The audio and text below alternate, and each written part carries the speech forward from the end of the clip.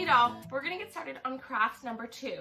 For this craft, you will need your craft pouch labeled craft number 2, as well as a pair of scissors.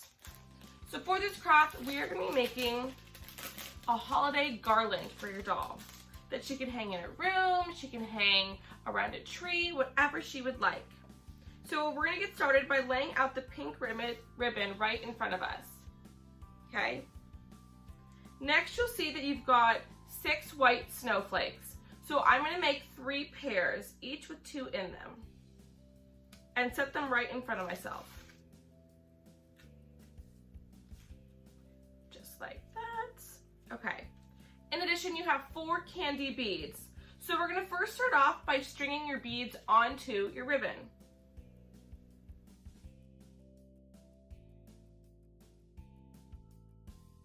All right. And make sure they're pretty evenly spaced out, just like so. So now that my beads are on my ribbon, I'm going to take my felt snowflakes and just figure out where I want to place them. So the way we're going to attach these are pieces of sticky felt. We're going to remove the backing and sandwich them in between the ribbon. That way they are attached to each other and that's decorated on both sides. You can totally arrange these however you'd like.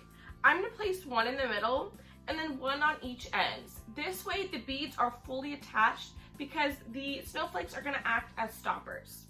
So once I figured out how I want to arrange them, I'm gonna start with just my middle one. I'm gonna remove the backing from my snowflake and I'm gonna place my snowflake on the table with the sticky side facing up. Then I'm gonna press my ribbon onto the sticky side, just like so, okay?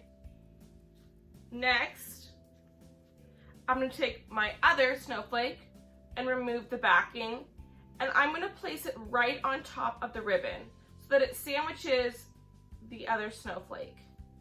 And I'm gonna do the best I can to try to line it up perfectly. And I'm gonna press them really well, just like so. So the snowflakes on both sides. And now you're gonna repeat with your other 4 snowflakes. And there you have it, your very own Dolly Holiday Garland. Thanks for crafting with us. Get ready to craft number 3.